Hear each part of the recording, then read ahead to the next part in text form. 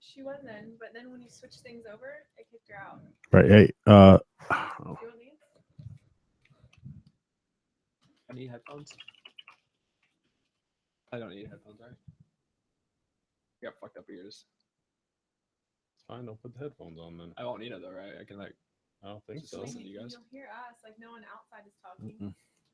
I'll try to wear them. I just have, like, I a keep them on in case some weird sound situation happens. Got like a perforated eardrum, Yeah, don't put them on. so it kind of fucks my day up.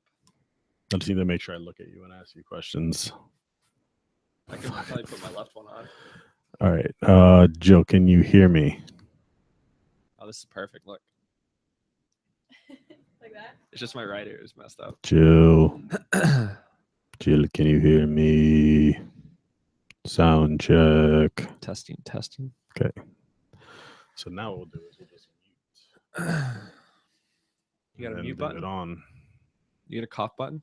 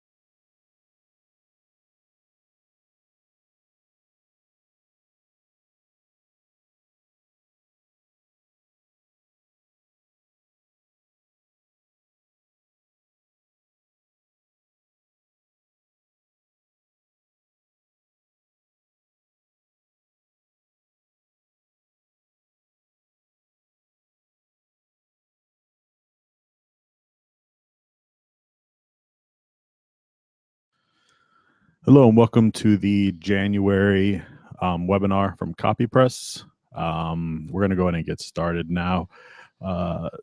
For those of you that are visiting us live, I want to say hello. We're also going to be recording this webinar for video format and podcast format. So at some point, if you're driving around in your car or doing your laundry and really want to hear this information again, it will be in podcast format. Today's topic is going to be about the current content ecosystem. Thought it was a great idea to launch this in January because we're kicking off a new year. Also, it took us a really long time to get this piece of content done. We're going to go into what we did, but the first thing I want to talk about is why we did this webinar topic and the bigger white paper. So the white paper is being released. It's a rather large data-filled white paper, and it is the second iteration of a survey that we did, I think, in 2014, that we called at that point the State of Content Marketing Survey. And the point of doing both of these surveys, even the first one, was we wanted to help empower creatives to understand that they are most likely not getting the most earning potential they can out of their skills. We feel pretty strongly that there's a lot of room for a lot of creatives to move up the earning scale, and then also to communicate to buyers, hey, you're underpaying for the quality of content you want. That message in 2014 came out incorrectly. I mean, the way we put the piece together, it really almost seemed like we were saying most writers are taking this type of pay. And then the overall community of people that we utilized was heavily focused towards CopyPress, so we didn't do a ton of outreach around it. So the data was flawed. We didn't have a data analyst come in and help us massage the data to make sure it was correct. We didn't really get the viewpoints of anybody outside of creatives. So even though it's the state of content marketing, it was really just the viewpoints of 300 CopyPress writers. Right. That's what it came down to. And so what we did this time was we just did a completely different slant. And we also didn't call us the state of content marketing, because I think what we really ended up getting was, here's a viewpoint of how the ecosystem looks today. Here's what creatives look like across the swath, because there are people making six figures, you know, all the way down to people working this as a part-time job. Everybody's different and they have different goals. And then furthermore, here's what the buyer side looks for and what they need, and some of the pain points they have. And so this is kind of a litmus on, hey, here's where we are as a content marketing industry. Here's where buyers are, here's where sellers are. What can we learn from each other, and how can we make 2017, 2018 even better for everyone through these learnings? So that's kind of where we went. Some of the things that we did differently this time were we engaged a writer, Jen Mattern from All Indie Writers, to help us take a look at our questions. You know, were we writing leading questions? Were we really trying to shape this to meet an agenda? We wanted to make sure we had a third party come in and give us really honest feedback on the overall survey. Also, she gave us feedback when we started to put the survey data together, like how we're looking at the data.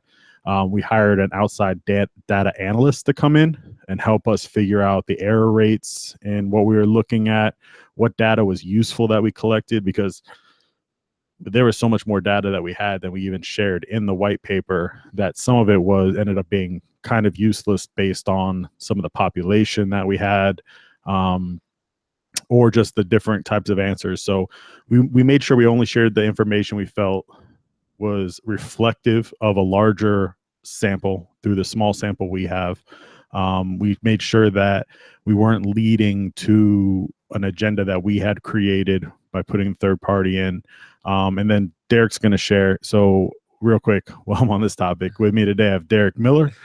He was instrumental in helping us get survey takers in place. That's nice. We did a ton of outreach.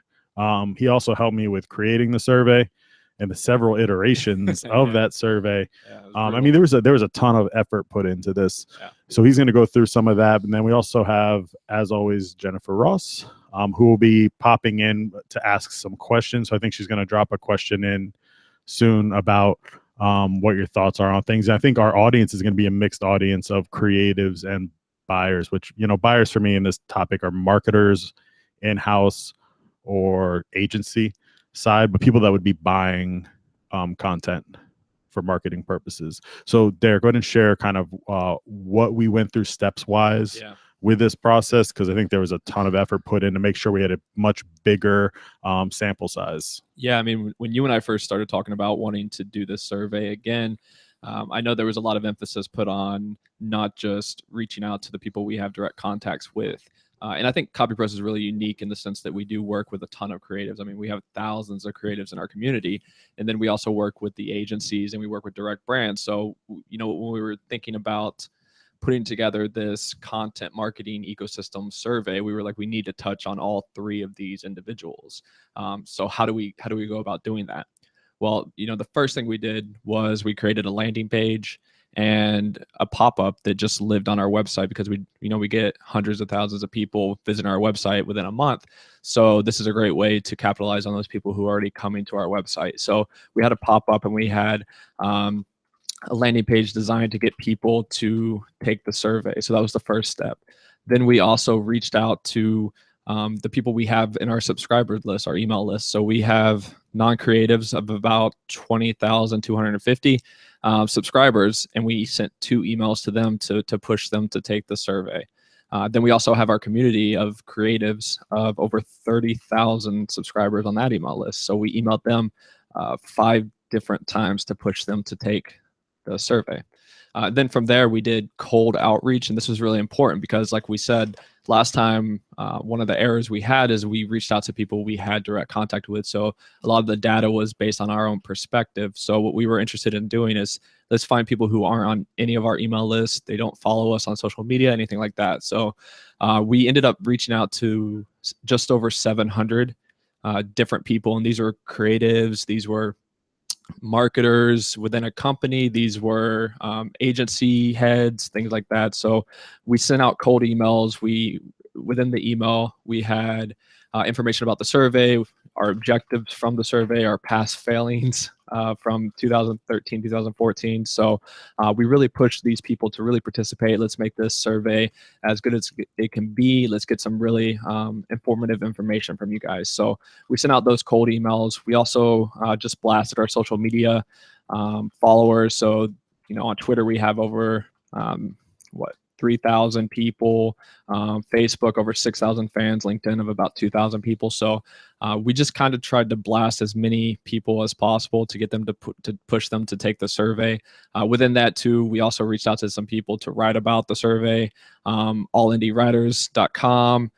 We posted about it on our own blog. So we try to do some outreach to different publishers within the space, within the industry, to get them to cover the survey and express, like, kind of get them to share to their followers the importance of taking our survey. Yeah, how many publications did we reach out to in total? Because we use publications kind of as the litmus on, all right, they're probably writers as well. Yeah, so I know for a fact we reached out to about 20 or 25 that wrote about the 2013-2014 survey.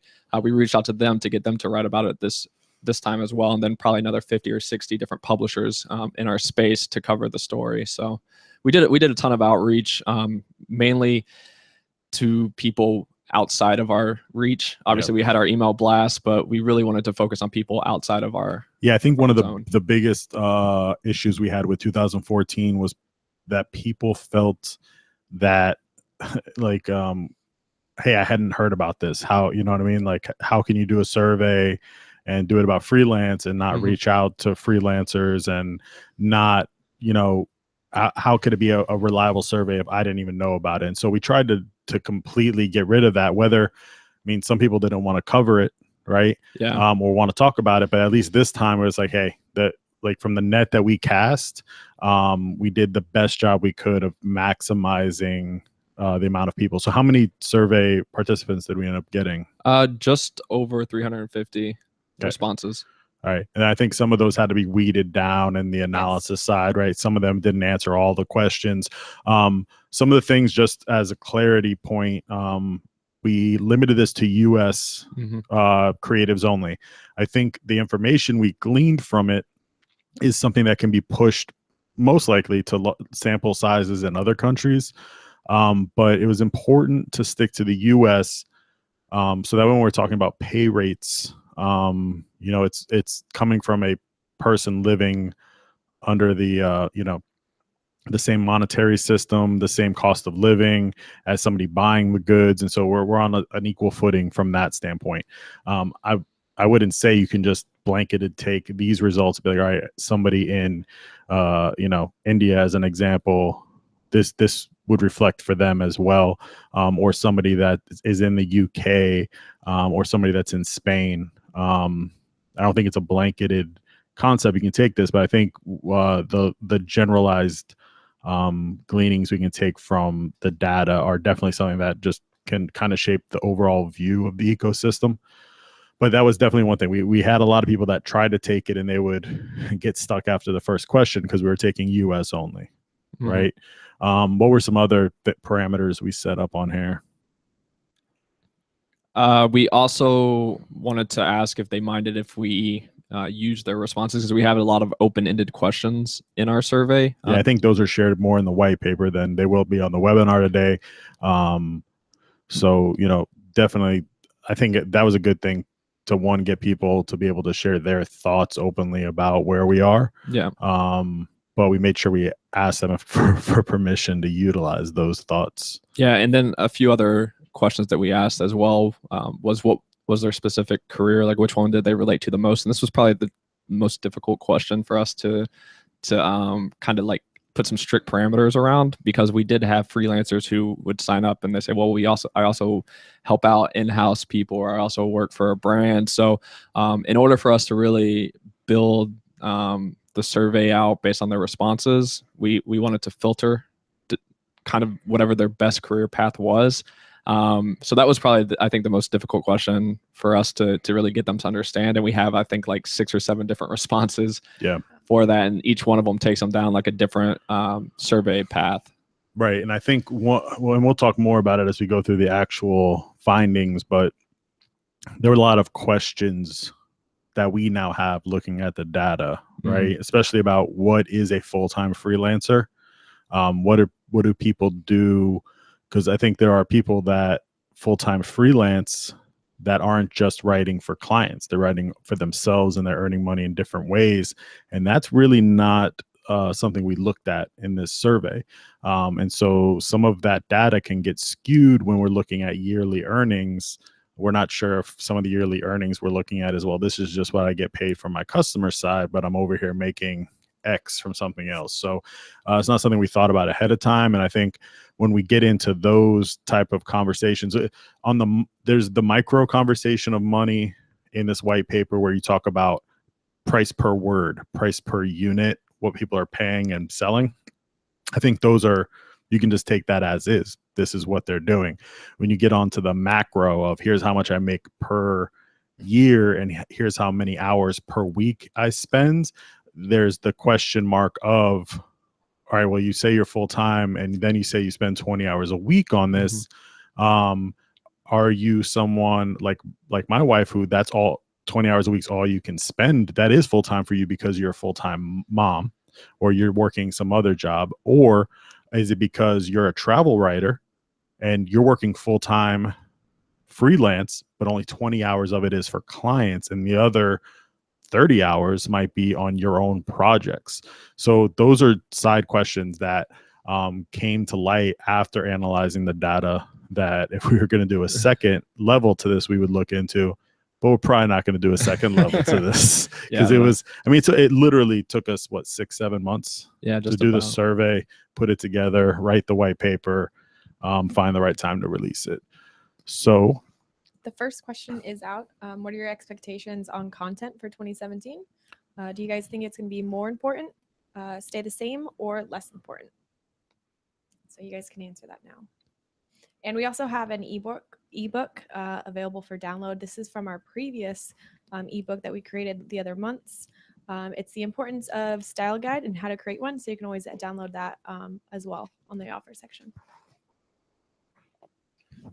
All right. So, well, where are we at? Where's the polls at? Let me Just look. send See if it'll become more important. I don't think this is a right or wrong answer, but so going on to the first slide, maybe. Oh, there we go. And it's blank. No, it's loading.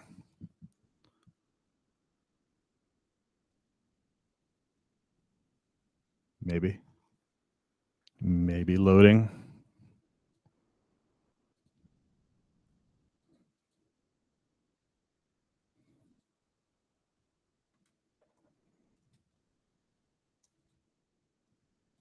All right. So, again, we interviewed 300 in-house marketers, agencies, and freelance creatives. There was actually more people than that interviewed, but some of the data wasn't usable. And the first grouping of questions we're going to look at is from a content marketing perspective from agencies and from buyers. So the first section of this that we look at is the buyer side, and then we'll look at the freelance side. So from a content marketing agency perspective, 84% of agencies said they expect content to become more important in the future. I think that's, I think if you asked any marketer right now, that would be the answer. And that becomes interesting as we go through the data more, because even though people think it's becoming more important, they don't really seem to have a plan. They don't spend money on for it. what to do with it. And they don't really seem to have, yeah, I mean, it's very interesting to me, even in talking with customers still, of how prevalent the blog strategy, like, hey, what's your content marketing strategy? Well, two things. We got a blog, and then we post on social media. Yeah. Like, that's their content marketing strategy. And I mean, we're so far from that. Oh yeah. In terms of just like even KPIs, like what's the KPI that goes along with that? I feel like the KPI today, most people are doing is like, well, we have to do content marketing. Yeah, that's the KPI. It's like they know the platform, but they don't really know how to use it so much. Right. So 58% of agencies felt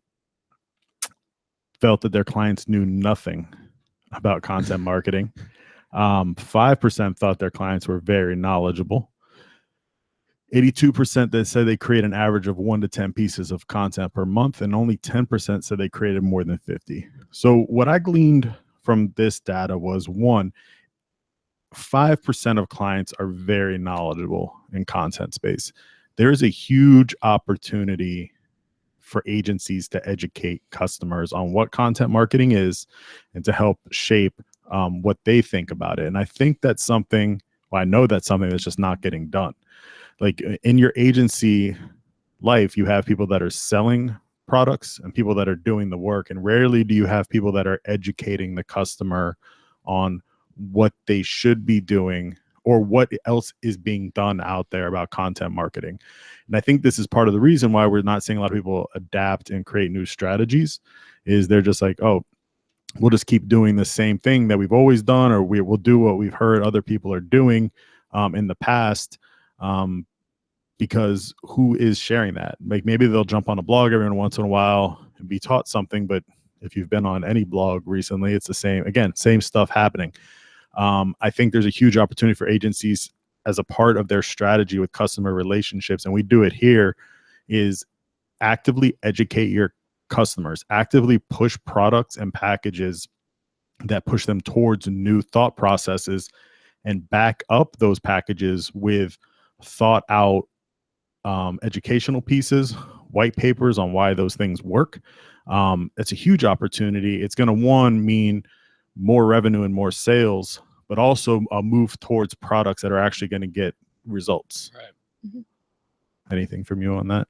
Yeah, definitely. I mean, I know we see it a lot too, where it's just people get stuck into their habits of their old ways, and they're kind of afraid of change, and they're not necessarily experts in the industry. So like if you're an agency, a lot of times the clients are coming to you because they don't have the bandwidth internally, they don't have the knowledge internally to do a lot of a lot of the things they're coming to you to do. So they're almost leaning on you to give them that education, to kind of guide them a little bit. So it's kind of the cart before the horse type of thing, right? So I definitely think it's an opportunity. It's something that we're trying to do better at as well internally, which is why we're releasing all these data pieces. You know? So the second data point here that I find interesting, right? So this question was, how many pieces are you doing per month overall, right? Not per client. Correct. And so only 10% of people are doing 50 pieces or more per month. Now, different agencies are different sizes. Okay. But what this definitely shows is that a lot of agencies are only creating a few pieces of content per month for their customer base. The high likelihood is that we're looking at, and again, this is an assumption based on the data we have, is that they're doing blog post strategies for customers. I mean, that to me is something that we can say from a third party perspective, because we talk to so many agencies about what their strategies are for their customers, that I feel like, all right, like this is a reflection of that blog first strategy. But yeah, it's really telling. Even from a blog first strategy, you would think there'd be more pieces of content per month created for customers. And so I think we're just kind of in a loop as we start going through these numbers where customers don't understand content marketing. It's a checklist on their thing. Meanwhile, 84% of them know it's super important, becoming more important. They don't know where to put the resources or how to make it better. Agencies aren't helping them get to that level.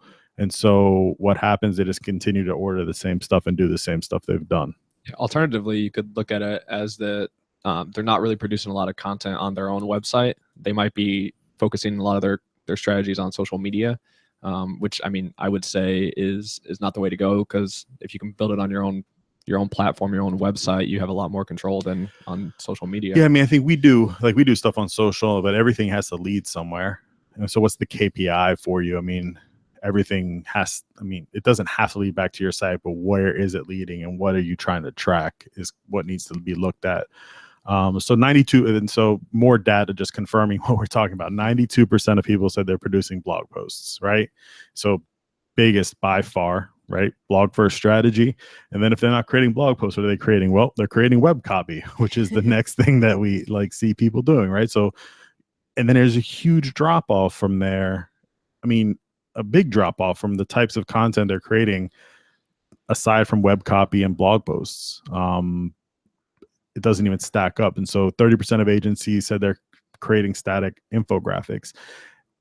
Even infographics, we've gone through this again and again, are something that I've heard people say, oh, they're not going to be around. And that's kind of died out, because I think at this point, especially with mobile being such a huge component, infographics are an awesome content tool. Yeah. And secondarily, like my belief in them as a syndication method, like a way that if you want to get in front of publishers, that's the way to do it, has been reinvigorated over the last 6 months. Is we've used that as our key strategy internally for getting CopyPress out there on other sites. Is we create infographics for these webinars and white papers we do, and then Derek's in charge of getting them out there. And people need content for their site, and if you can make great looking content, they're going to share this stuff. Yeah, people love infographics, at least from the publisher side of things. What I see doing outreach for CopyPress is that infographics are a great way for you to get in front of a publisher. A lot easier than trying to pitch copy-based content that they see hundreds of. Yeah, I think that's the biggest thing, is it breaks through the noise. It's easy to check if you're a publisher. You get it in your email, boom, it looks nice, cool. I mean, we've pitched out really big publishers with infographics and gotten placements where we have a hard time getting small publishers to post blog posts. 45% of say they're creating interactive media or videos, and I'm guessing if we had a secondary question there, videos is probably what's happening. And then you got to look into, okay, well, what kind of videos are being created? But again, that's not based on the data, that's based on my perception and talking with customers. 16% say they're creating illustrations, and such a small amount. And I thought about our idea today, like, you want some great links to your site, go out and create a bunch of illustrations in your vertical that people can utilize as web copy and vectors, and reach out to people and be like, hey, here's a bunch of free vectors for your blog. Boom. People, I think they don't even know that, hey, how would I create this? How would I get it out there? How would I distribute it? Like, there's just a a lack of education on how would I enact this strategy. Thoughts? No, I mean, I agree. No thoughts. I mean, I just agree with you, man. Like, we've talked about it a lot for CopyPress as well. It's just creating these featured illustrations for different blog posts. And, you have people just regurgitating the same images for their content marketing article or their blog article. So if you pitch them and had a really awesome illustration, you're definitely going to get on there. Yeah. All right. So we get into some of this data is super interesting to me. Based on what we just saw, right? So when asked what the hardest obstacle they faced were, the two hardest obstacles of this blue area that's gigantic. We did that's a bunch of small things, but the biggest ones, 33% of people said their biggest challenge was understanding and matching client expectations. My note there is we created a great ebook and or white paper and webinar on creating style guides that I would have you go back and look. I think style guide creation is the key to matching client expectations. Style guide creation. And number two is having a system of QA checks, approvals in the beginning of your onboarding process where, all right, we have the style guide. Here's the sample. Selling your content in a way that the customer knows it's going to be iterative in the first 2 to 3 tries. Not that it needs to be perfect each time. So I think that challenge can really be met by optimizing your workflows and by putting things in place to where you're education for customers. The other 15% said scaling production is an issue. And so this kind of goes back. If I'm a creative, I'm looking at some of these pain points and I'm saying, okay, scaling production is an issue for agencies. Like agencies should be a big buyer. If you're a freelancer and you're just working with only direct customers that are like businesses rather than agencies, like agencies are a big buyer of content because they have issues scaling the production. You have a new poll question up? Yes, I do. So this one's about how do you feel that your company's content marketing efforts, how do you feel about it? Are they effective, not effective, or are you just a content creator? Or not just, are you not just a content creator? Are you just a content creator? So the question doesn't apply. What company employees think about content marketing? So now we're looking at less agency and we're looking at more direct business. And so this group of respondents should be of interest to creatives and agencies, right? So this is the other side of the table for agencies. 74% of respondents said their company has had 1 to 4 content marketing employees on staff. 17% said they had more than 10. I was really shocked by how many people they said they had on staff for content, especially as you go further down the questions. But I can see it. Like a lot of these companies we work with have writers or people to manage the content production. And if you're a larger company, you might have several people managing content creation for different divisions as well. 39% of survey respondents thought their efforts weren't very effective or weren't effective at all. And so you have a situation where 39% of people think the efforts aren't worth it, but you have companies putting a lot of resources in play. And I think if I had to nail this down to one thing, I think this is a KPI issue where a lot of companies don't know how should we be tracking and measuring this stuff. Because what does the word effective mean for an individual company? And I think a lot of people don't know that. It's like, well, we know we should be doing this stuff, but we don't know what we should be tracking. Yeah, or expectations are set differently, right? Yeah. So they could be expected to increase their revenue or increase sales, but their content isn't dictating that. Right. Or content marketing is having a difficult time working with the engineering team to get stuff done to where content can work well with the site and the actual conversion pieces. There's so much outside of just creating, like your content team could be creating great content and it's just not going live in a timely manner, or you don't have ways to funnel the conversions in place, or tracking is off and all of a sudden the whole thing is also blown. I know whenever I was doing sales, a lot of times I had difficulty explaining to brands that every piece of content's not going to go viral. So this idea, okay, well, our content wasn't effective. We only, generated a couple hundred visitors, as opposed to it going viral and spreading and getting on Mashable, getting on these other websites. Well, that's not going to happen every time. So content marketing, it's really about setting like clear and like achievable expectations. Yeah. I think that's core, is definitely the expectations being set correctly. I would also say diversifying content. So if you're just doing blog posts, you're only hitting one part of your audience. For sure. Yeah, and it's an interesting part of your audience depending on what vertical you're in, because if you're a B2C type of business, I mean, are people really reading blog posts for B2C? I mean, I'm sure people could spout examples of it, but the idea that everything is like one size fits all is totally incorrect. 35% of companies said they wanted better search rankings and increased visibility. This is why they did content marketing. This was a surprising result. I think if we did this survey 4 years ago, it would have been 80%. Yeah. Right. And so this was pretty exciting to me to see, all right, the tides are turning. People are starting to view this. So the 43% said they want to increase sales and revenue. People are looking as content as a channel in and of itself, and not just as a reason to do SEO. And so people are using it for repeat traffic, loyal community customers.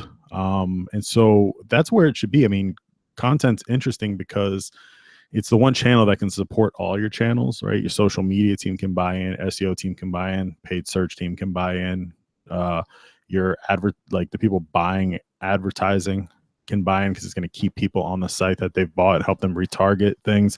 There's so many different things you can do with content marketing to assist other channels. And I think based on this data, we're seeing that that's actually becoming something people are thinking about now, rather than just, well, yeah, we need copy because we need to rank in Google. Yeah, the 13% is pretty interesting to me. I mean, that's really high level thinking, right? Like, that's long-term vision instead of these short-term like sales and like search rankings. Yeah, I think this is promising data.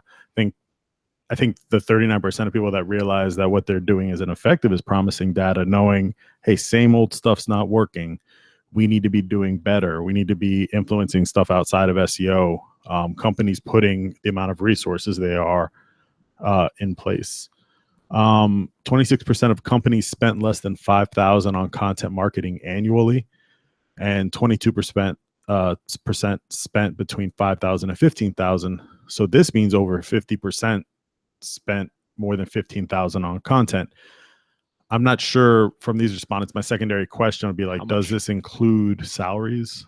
Right. So is it more than 15,000 plus salaries that we're looking at? But regardless, the thing you can take from this is over half of people are spending significant resources on content development and content marketing. So again, if you're an agency or you're a freelancer, the thing to glean from this is 84% of agencies think that this is going to become more important. 39% of companies think they're not doing the best job they can, but they're willing to spend resources, and they're willing to spend them for something other than what we've just seen as like SEO fodder type of content. They want deep level content. These are the types of things that we should be taking from these numbers. Is, how is the system shaping up for this year? I think people are going to that next level. People want really quality content that's outside of the box, that will drive KPIs, and they have the budget to spend on it. And going back to the agency one of the biggest pain points they have is scaling that out. So another poll is up, just asking like an estimate, how much does your company spend? If you guys are willing to share it with us, how do you rank and match up with our survey respondents?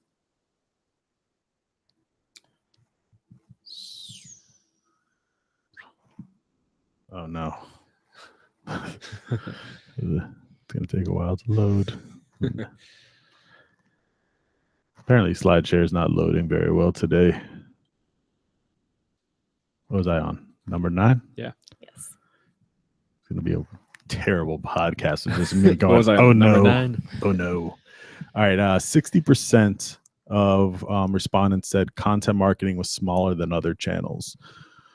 So while it's growing in importance, it's obviously still the baby. I think one of the things, if you are somebody working internally at a business who feels like, well, I just can't get the resources for this channel, is it is a good place to start to leech resources from other channels. So you can go to your social media guy, your SEO guy, and be like, hey, here's a game plan I have. Can you guys kick in some of your budget for this game plan? I see people being more receptive to those concepts now. 91% of companies said they create blog posts in-house. That was interesting to me because not everybody's a writer. You know what I mean? Like, and we've tried that actually here where we had everybody creating blog posts, and it's just not, the quality isn't there all the time. Now, not to take anything away from internal copywriters, some of these people probably have internal copywriters that are creating stuff. That's going to be solid. That's a good strategy. But I would look at that as just, are we just having people write stuff to write it? 50% said they create their own product descriptions as well. That one I found super interesting because I know that the creating product descriptions is a ton of work. It takes a lot of writers to maybe create when it. they're talking about creating, they're not necessarily talking about writing unique. I think that they're generating, and they're probably going over the first 10 to 20. Like and it depends on the size of the company too. Like if you have 10 products, easy enough. If you have 15,000 products, very true. It's a totally different project. But that one was definitely a point that I found interesting as well. What I think is kind of interesting about the 60% is if you look at it compared to what the agency information was telling us, that 58% think that their clients know very little or nothing about content marketing. And then you see that against 60% say it's one of the smallest channels that they have. So I think there might be some sort of correlation there. Maybe these brands don't understand the importance of content marketing as much as the agencies, or as much as they're spending resources on it, I think. But it looks like most of the resources are just blog posts. Well, that's what I think, right? It is. I think it's like it's a checklist item. It's like, hey, it's we're putting stuff towards it. We don't really know what we're doing. 39% are saying it's not effective or it's not very effective. And so it's a checklist. We're checking the box. We don't really know what we're doing with it. We're not effective with it. And it's thus smaller than other channels.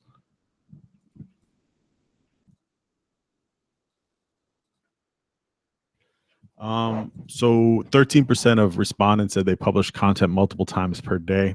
Secondary question here, if we were to do, our imaginary second survey would be, where are you publishing this content? I think nowadays that can mean many things. Like, are you publishing to social, on your own site, different things like that. But the fact that they're publishing, 13% are publishing content multiple times a day, it's a pretty small number, because content doesn't have to just be blog posts you've already done. Well, so even for us, we will take blog posts we've done in the past and refresh them. Hey, this thing needs an update. This was a 2015 version, and we get a lot of traffic from this, but it needs to be updated, and we'll republish it. Yeah. Yes.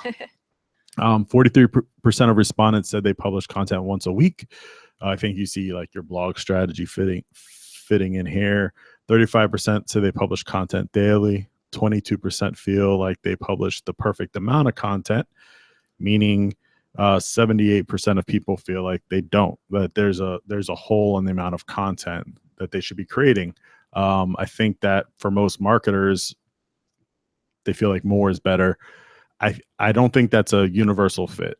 I think quality is always going to outweigh quantity, but cadence is super important. So I wouldn't say creating 100 blog posts is better than creating 5 really good blog posts, but I would say if those 5 blog posts are over the course of the year and they're kind of 1 month here, 1 month there, you're not going to really build a following around that or drive traffic around it. 65% of respondents said they want to publish more. So there's obviously desire. I think this again goes back to resources. People want to spend resources. They want scalability. But then people still seem to be having trouble getting the budget to do what they want to do. And if we come back to what we said in the beginning, I think education's the key. agencies need to educate customers. Internal marketers need to educate their higher ups on what the opportunities are. Companies like CopyPress need to be thought leaders and publishing pieces on, hey, here's where content marketing is going. Other companies that are great about this are like Fractal. Like, there's a lot of companies, right? Thought leading and getting stuff out there that's like, hey, this is not run of the mill. This is what you should be thinking about. But I think as we continue to educate, we'll see these barriers kind of break down. Nothing from you? No, killed it, man. Next time, get somebody else to do this with me. All right, so now we're moving from the buyer side into the seller side. So this is information on the creatives and freelancers and how they view the industry. And so as we go through this data, I'm gonna put my points in for where I think secondary questions would have been really helpful here. But I think the biggest thing here is to not take this as a paintbrush that's trying to paint, well, here's what all freelancers look like. I think it's trying to say, here's what, here's the data we got from a group of freelancers, a sample size. But this kind of shows that everybody's different in the freelance landscape, and this is kind of how some of them are operating. Yeah, and we also have a poll out if we have any content creators listening to the webinar today, if you're satisfied with your pay rates. So 64% of freelance creatives work full-time. Let's start there. Yeah. Okay, because as we get farther down the path, some of the data, it started to contradict my thought perceptions of full-time. And so what I think we need to look at, if we were asking a secondary question with working full-time, it would be, what does that look like for you? Now, we do ask the question of how many hours are you putting into freelancing, but that question doesn't make it clear whether we're asking them how many hours are you working on your own projects and freelancing or just customer work. So what we can say from this is 64% of people see freelancing as their main job. Correct. Their main way of making money. They are working for themselves.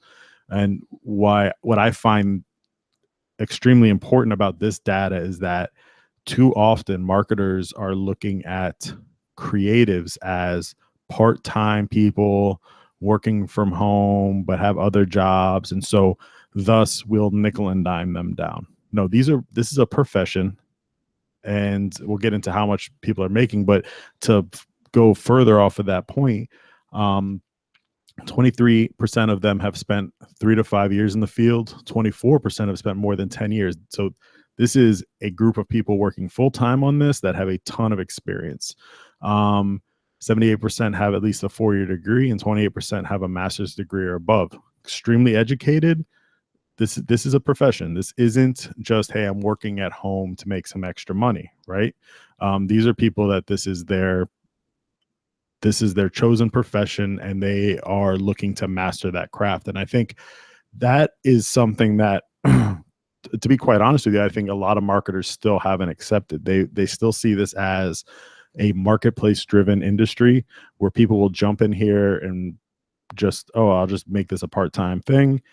Or they'll say, oh, it's all work at home moms, which first of all is completely condescending towards work at home moms who are also professionals. But it's just kind of, they're trying to paint a broad brush, and I think this flips it on its head. These are highly capable professionals, and we'll go into, some of them are earning really, really great money doing it. Yeah, and just having done a lot of outreach for this survey, I know that a lot of these freelancers really take their job seriously. And it's a testament to them, the amount of time that they've invested into this, the amount of education that they have, and the quality of their work, at least from what we can see internally, is tremendous. So yeah, having done the outreach, I can tell you that this is definitely their full-time job, and it's something that they really are proud of doing. Which is why we got yelled at the last time we did Yeah. State of Content Marketing thing. Was I think our results painted that it was not that. It was more of a part-time gig. All right, so we're going to go through some of these numbers. We'll start on the left. 40% of respondents said they work between 21 and 40 hours per week. and 14% of freelancers said they work more than 40 hours per week. So what we see here is 54% of people are working 21 or more hours a week, right? So that means that out of our 64% of respondents that said they're working full time, some of them are working less than 21 hours a week. And so this is the part of the data where I'm like, all right, there's two options here. Either one, I'm a person who works, and this is my full-time gig, but full-time for me means primary, and primary means only 15 hours a week. I think you're going to have some of those people. I think another option is I'm a travel blogger. And this doesn't mean all travel. I'm just using that, right? I'm a blogger. I make most of my money from my own publication and doing my own work. But I spend 21 hours a week freelance writing for customers as well. This is one that needs more follow-up and more data. And I think we could do a whole survey just on breaking down how freelancers make money, how they spend their hours, how they spend their working habits. That would be an interesting one. But this is something where I looked at as like, okay, this needs more research. We need to understand, what do people consider? I don't think consider full-time. I think when we use the word full-time, people are saying this is my primary occupation. This is what I do every day. Yeah. But what does that mean in terms of freelance work to other stuff that they do, right? I think that needs more research, because the other flip side of this, on the right-hand side, 67% of respondents said they made less than 20,000 as a freelancer in 2015, right?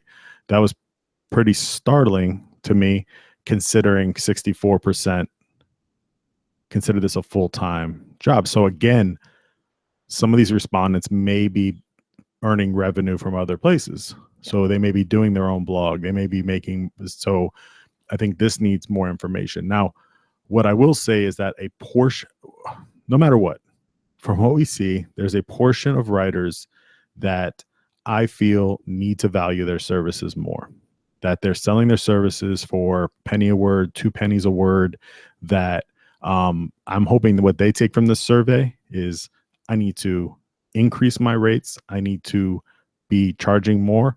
And I have lots of thoughts on how that can happen. I think one of the most important things for writers to do is to go and become a specialist in a vertical, right? If you become a vertical level specialist, the ability for you to really start to raise rates to what you never thought you could earn will happen.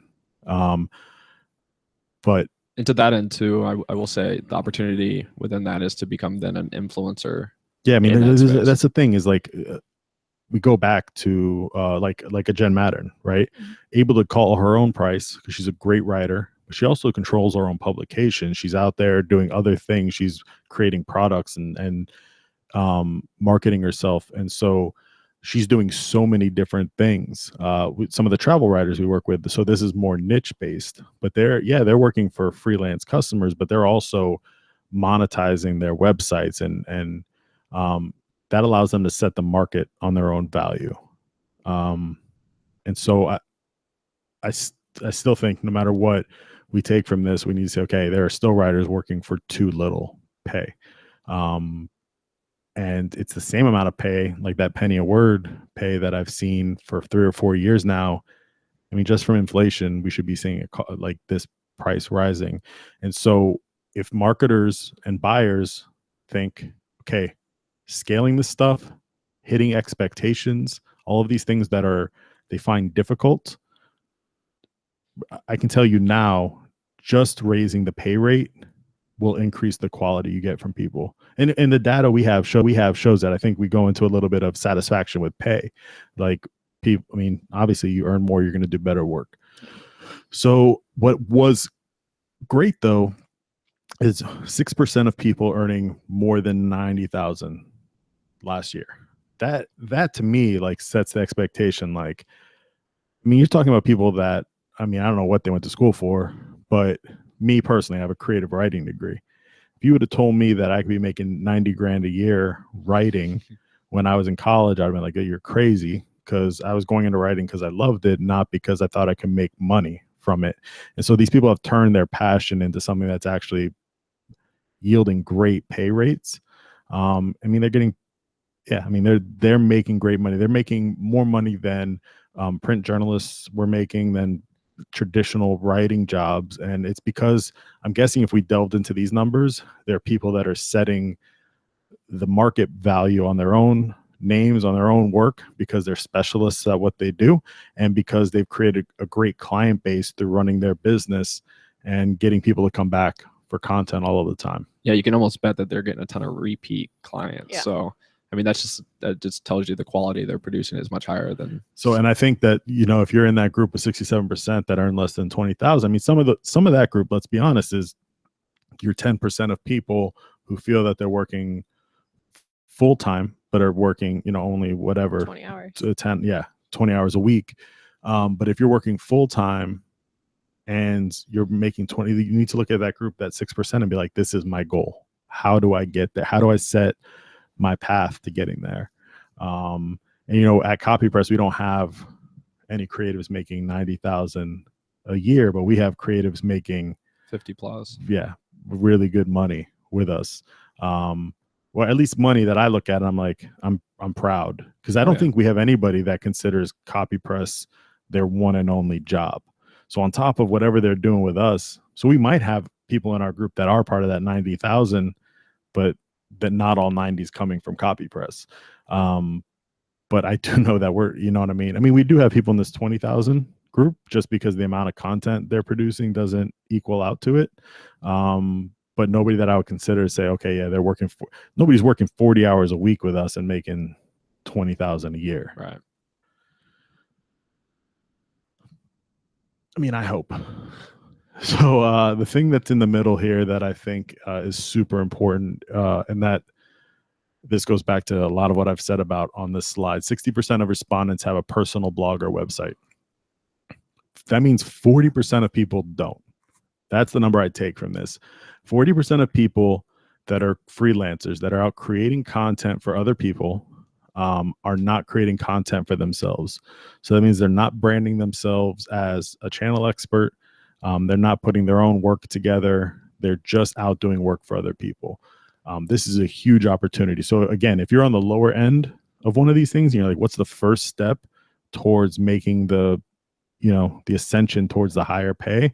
Say, get your website out there, start marketing yourselves, and start treating you as a business. Yeah, definitely. And you know, to that end as well, it's diversifying your revenue. As you know, we talked a little bit about it earlier, where, you know, maybe these people aren't earning 100% of their income from freelancing. Some of these people are earning some revenue from secondary things, like having a blog, you know, doing Google AdSense, things like that. So right, and it will be an investment. I mean, don't think you're going to start a blog tomorrow and start making 90 grand a year, but you know, after a year of blogging, you can make money from blogging, right? I mean, if you're dedicated to it, it is formulaic. Like, if you have a good following, you're a good writer, and then you can pick up on the techniques on how to content market, you're going to be able to build a good publication. Many people have done it. So the creatives that we talked to were mixed. There was writers and designers in the mix. So some of this content is skewed based, I think, on sample size. 4% said they created static infographics and other visual content, and 94% of respondents said they produce written content. So I think my expectation would be that writers are not out making infographics normally, because that's not their skill set.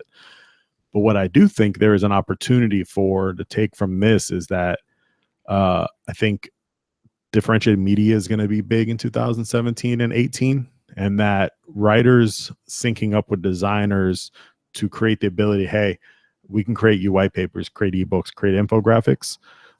That's a huge plus if you're out there working with customers and you're a writer. And, you know, traditionally they just have me do blog posts. Well, they're going to start looking other places for other types of content. And yeah, they can just get the white paper writing from you, but what if you had a designer to work with to actually create the finished product? So that's the opportunity I see there. 32% of respondents were happy with what they earned on a per word basis. 25% of respondents were dissatisfied with their pay rates. So I think if you're a buyer, the thing here is that the 25% is the big one, dissatisfied, right? So like people always want to get paid more. Like everybody wants to make more for what they do. It's what we, it's we feel that we're valued more, and most of us for our work should be paid more, except for Derek. But 25% of respondents were dissatisfied. So a quarter of the people are getting paid an amount where they're like, hey, I'm worth way more than this. If you're getting content created by that 25% and paying them rates that are below, there's no way your expectation can be high quality. Yeah, no way they're delivering high quality either. I would, if I'm writing the whole time, like, damn it, like I'm guy. only making this. Like, how can you justify that this is going to be a quality piece of content? I think buyers. So just like with writers, if you take one thing from this, it should be, I need to set my goals for this year to earn more. How do I get to that?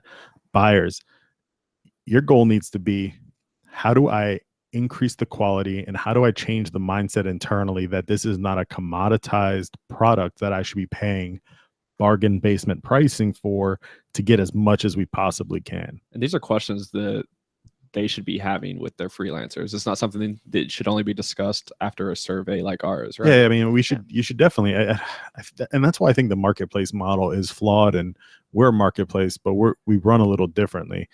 The idea that in a marketplace, you're just going to have a flat rate for what everybody's paid. Not everybody's the same. Writers are totally different quality levels, different abilities, different specialties. And so the idea that it's like, well, I can just go to this other place and pay 2 cents a word for stuff.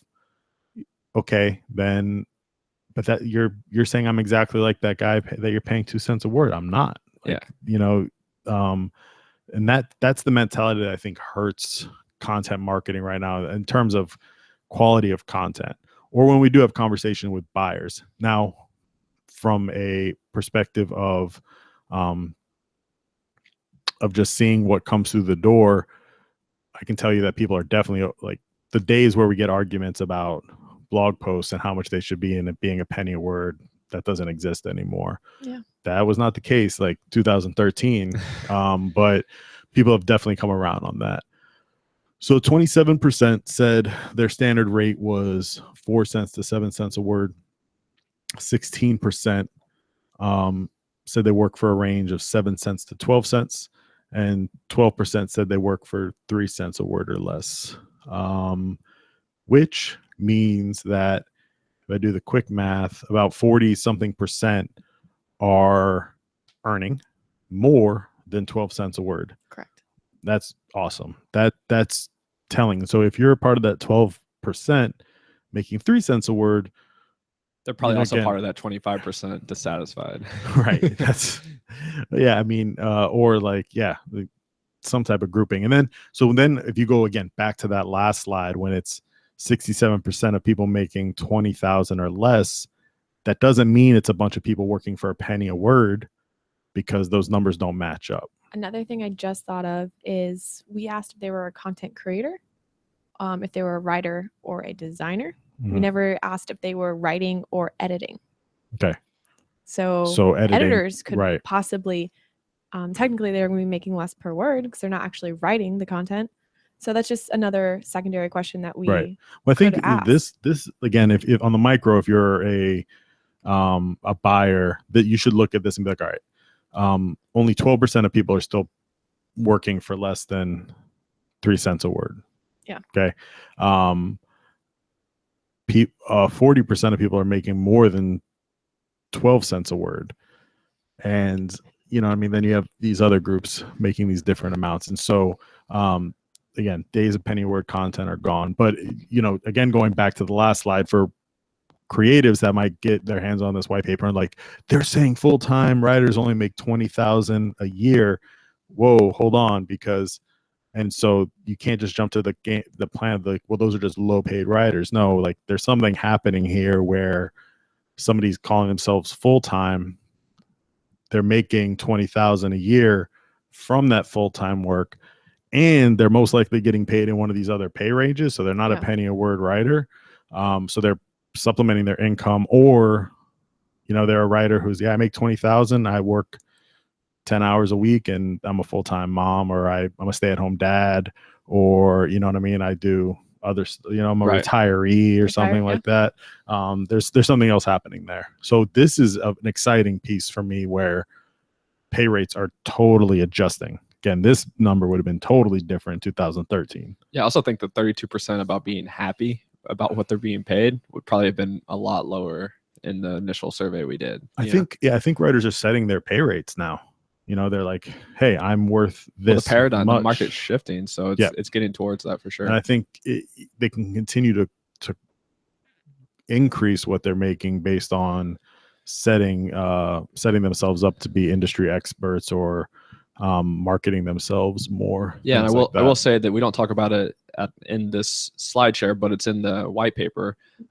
We discuss ways for creatives or freelancers to improve their knowledge, improve their skill set, in the amount of hours that on average that they spend doing that. And that's one of the best ways to increase your pay rate, is to differentiate what you can do to improve your worth, so to speak. So that's an opportunity for a lot of creatives. And based on the survey results that we found, you know, not a lot of them are devoting a ton of time to research. And yeah, I think there's specifically there's industries that if you focused on, right? So I use that travel blog one too much, but legal is a good one. Like legal has really specific needs for writers. And so if there's a way for you to get some secondary education, right? Like you can go onto some of these sites and do like, I'm going to do a 60-hour course in legal writing. And now you're like, hey, I've got this certificate, legal writer out, you know, but I'm going to charge you 30 cents a word for this and editing. Boom. Like that's a way to start to really differentiate yourself and to look at a vertical that their expectations for quality and pay are much higher. 47% of freelance creatives said they rarely or never receive attribution or bylines for their work. This is something I've seen starting to change. We do it at CopyPress. We hire people from our community to write on our behalf, and we give them bylines for that. And we attribute their work to them rather than ghostwriting. 53% of writers said attribution affected the time and effort of their work at least moderately. So I think what we did see was that writers are professionals. And so if they're getting paid to do a job, they're going to do a good job. But I think everybody is going to naturally have that bit of ego of, well, if my name's going to be on it, it's going to have to be really good, right? And so I think something to look at from a buyer side,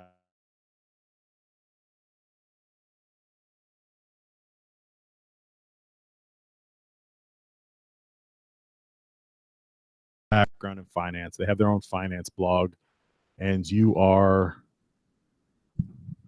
somebody's trying to call me right now. I don't know what that is. If you have a finance blog and you are trying to get an industry expert to come in and to write on your behalf, why not give them, if they're an industry expert, their byline on there?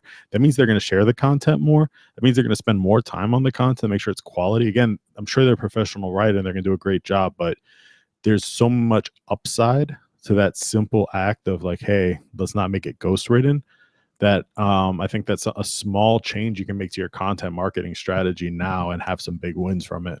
Yeah, and I think the 47% kind of backs out to the 60% that have their own blog or website. I think if you have your own blog or you have your own website, you're going to be more inclined to ask for that byline, just because you do want to build your credibility. You are trying to build your clout in the space. So the more people who start creating their own portfolio websites and blogs, the more likely we are going to see these bylines increase, I think, moving forward. Not sure. Just so everybody knows, that we lost the screen share for a second, but it sounds like the audio is still there. If you're on the podcast right now, listening to the recording, you're totally fine. Nothing's really changed for you. And we're pretty much at the last. Oh, we were. This is the last one. Slide. So that was pretty good timing. We do have some questions. Okay. The audience. In the chat section, can people let us know if they can still hear us? Because I'm not really sure what happened with the screen share. It's obviously something with looks like Sinbad's trying to call you. Huh? Looks like Sinbad's trying to call you. That's what it does look like. Yeah, people are saying they can't hear anything. So give me, oh man.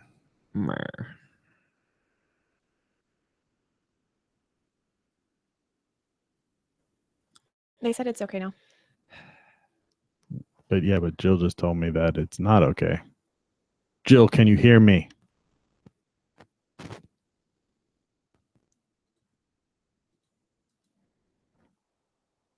Google Hangouts. All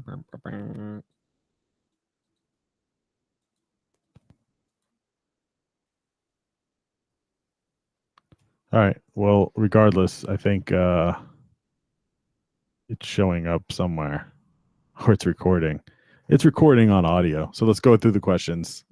Okay, our first question is how will AI affect content production? What are your thoughts on that for 2017? Yeah. So I've actually thought about this a lot. So AI, for those of you that don't know what it means, is artificial intelligence. So it's like robots creating content. And this is something that's going to happen, right? And it's going as technology progresses. I mean, they're already creating platforms where AI can create unique content. Most of this content today is being utilized to create small advertising type of content. So things like pay-per-click ads. And I think there will be a day where AI can create like product descriptions on a base level, right? But what I think will probably always elude AI is the human touch of content creation. It getting to the point where tone and like the artistic piece, I mean, at least it's not going to happen in the next 10 years, right? So in the next 10 years, and we've already had it. So we've already had the ability to create bots that can spin content out that's low quality. And so that will improve. Those bots will get better at creating good content. But it's still going to not be human written content. The quality is not going to be the same. And so I think the biggest effect this will have is really on that market of like that penny a word content, where it's like, all right, you need to spend a penny a word on this content, or I can spend half a penny on the content and it's done by a robot. What I will say though is where the future will hold more value for you as a, like, so if you're looking at to job proof your profession for 20 years, I think what AI content will always need is human QA, editing, and then furthermore, content planning and strategy. Because AI is not going to plan out your content and your strategy for you. It's going to help you figure out how to make it more efficient and to maximize its potential. But there still needs to be a human planning out the strategy behind it. So, I think there's a big opportunity for freelancers to become strategists as well. The other question is the difference in importance of content marketing when we compare from US to Eastern Europe, considering the fact that in Eastern Europe, development of marketing methods is quite slower than US. What are your thoughts on that? Yeah, I think as you move, I don't want this to come off the wrong way, but as you move east from the US, this is the way I feel. So I've spent a lot of time in Europe doing marketing, especially in the UK, and I would say some in Germany. And so I think as you move east from the US, things are a little bit behind where we are from a market. And so I think what would be great is if you're in Eastern Europe, looking at the US and saying, okay, here's what's going on over there. Because we also have a situation here where there's probably the most competitiveness between search engines, right? I mean, Google just owns everything outside of the US market, but most of the large platforms come from the US technology side. So looking at what's happening here and saying, okay, how can I take this and begin to educate on these concepts and things? The downside there is that while you can get a feel for what's coming, you're still in that space where you're going to need to educate customers on why that's a viable option. So I think, if you're working in the Eastern European side of things, if you're staying on top of what's happening in the US content marketing side, you're going to be ahead of your competitors, but the downside is educating customers. That's all the questions we had. All right, that's all the questions. If you so now we're gonna have the white paper. Yep, the offer. white paper is already available, so you guys can get it right now. Download it now. Yep. So there's lots of content in there. Again, I think the thing to take with this survey is